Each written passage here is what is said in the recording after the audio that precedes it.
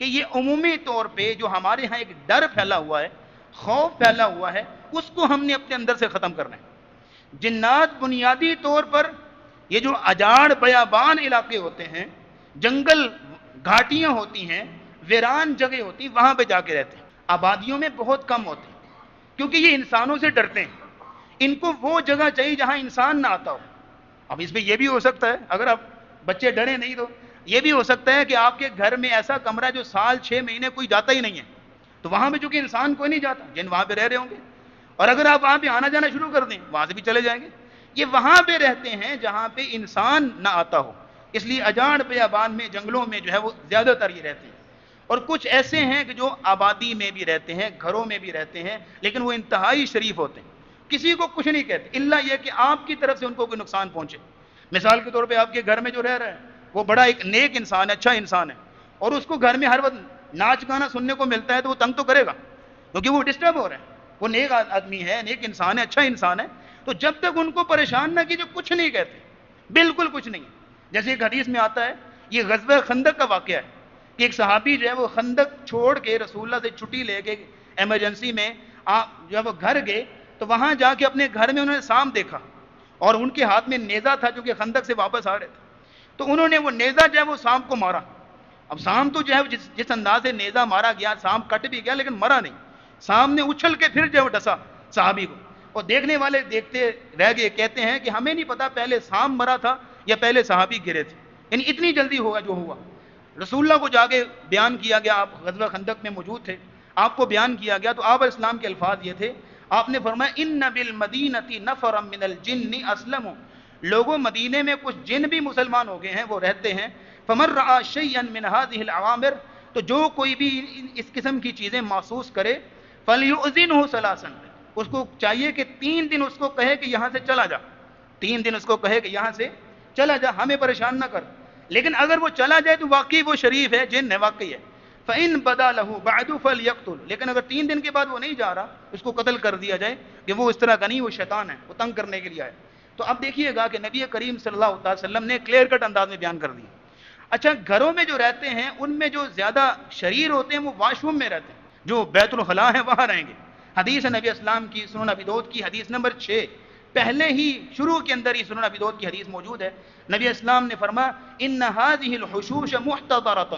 کہ یہ جو بیت الخلاء ہوتے ہیں یہاں جن موجود ہوتے ہیں۔ فَإِذَا أَتَى أَحَدُكُمُ الْخَلَاءَ، جب تم میں سے کوئی شخص بیت الخلاء آنے لگے تو یہ کہے اللہم انی اعوذ بک من الخبث والخبائث، یا اللہ میں ناپاک جنوں سے اور ناپاک جنیوں سے تیری پناہ مانگتا ہوں۔ جب اپنے دعا پڑھ لی تو وہ ڈر کے مارے بھاگ جاتے ہیں۔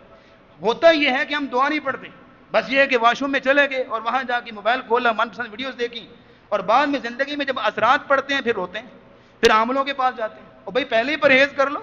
اور جیسے یہ عربی کا مقولہ ہے بلکہ اردو میں بھی استعمال ہوتا ہے، الوقایۃ خیر من العلاج، الوقایۃ خیر من العلاج، پرہیز علاج سے بہتر ہے۔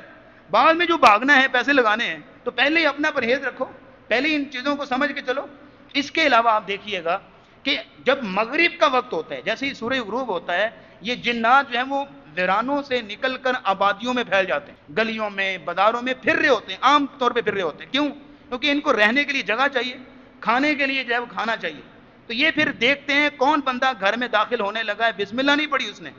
تو یہ اس کے پیچھے بھاگتے ہیں اور باقیوں کی آواز دیتے ہیں آج بھی ہوٹل بک ہو گیا، آج کا کھانا بھی یہی ہوگا، آج سونا بھی یہی ہوگا۔ یہ وہاں دیکھتے ہیں، اگر کوئی بسم اللہ پڑھ کے انٹر ہو پھر وہاں سے بھاگ جاتے ہیں، ان کو جگہ نہیں ملتی۔ یہ حدیث ہے نبی اسلام کی، آپ نے فرمایا کہ جب رات شروع ہونے لگے تو اپنے بچوں کو روک لو، فکفوا صبیانکم، اپنے بچوں کو روک لو، ان کو باہر نہ جانے دو۔ کیوں؟ کیونکہ ہو سکتا ہے بچہ باہر آتے جاتے بسم اللہ نہ پڑھے تو اس کے ساتھ لگ کے جو ہے وہ جن کو شیطان آ جائے۔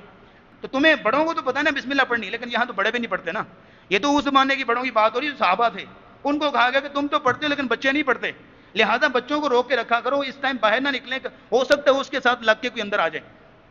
فکفوا صبیانکم، اپنے بچوں کو روک لو۔ اور نبی اسلام نے فرمایا فَإِذَا ذَهَبَ سَاعَةٌ مِّنَ اللَّيْلِ، ہاں جب رات کا کچھ حصہ گزر جائے، لائک عشاء کا وقت ہو جائے، یا کوئی 9-10 بجے کا وقت ہو جائے پھر بچوں کو چھوڑ دو، پھر کوئی مسئلہ نہیں، کیونکہ اس وقت جنوں کو کہیں نہ کہیں جگہ مل چکی ہوتی ہے، وہ اپنے ٹھکانوں میں پہنچ چکے ہوتے ہیں۔ فَأَغْلِقُوا الْأَبْوَابَ وَاذْكُرُوا اسْمَ اللَّهِ، اور آپ نے فرمایا کہ جب بھی تم دروازہ بند کرو تو بسم اللہ پڑھ کے دروازہ بند کرو۔ جب بھی تم بسم اللہ پڑھ کے دروازہ بند کرتے ہو، کوئی بھی جنوں کی طاقت وہ دروازہ نہیں کھول سکتی۔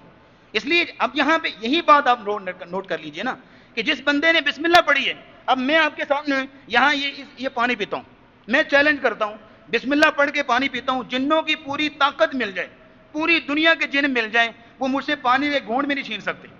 میں نے بسم اللہ پڑھی۔ تو اس میں ڈرنے کی چیز نہیں ہے، چونکہ ہمارے پاس اللہ نے ویپن دی ہیں، ہمارے پاس اللہ کا کلام موجود ہے، تو اس میں ڈرنے کی ضرورت نہیں ہے۔ ڈرتے انسان تب ہے جب کرنا کچھ نہیں، حتیٰ کہ بعض راقی کے پاس جاتے ہیں، دم کرنے والے کے پاس جاتے ہیں، اور دم کرنے والا بتاتا ہے جناب سورہ بقرہ پڑھیں، جناب نماز پابندی سے پڑھا کریں، تو اس کو پتہ کیا کہتے ہیں، مولوی صاحب اصل میں ٹائم نہیں ہوتا، کاروبار میں بڑے پھنسے ہوتے ہیں، تو یہ ہم سے ذرا کبھی کبھی رہ جاتا ہے، تو تسی کوئی پھوک شک مارو، ہاں ہم سے نہیں ہوتا۔ یعنی اتنے ہم جو ہے اپنے لیے یہ بھی نہیں کر سکتے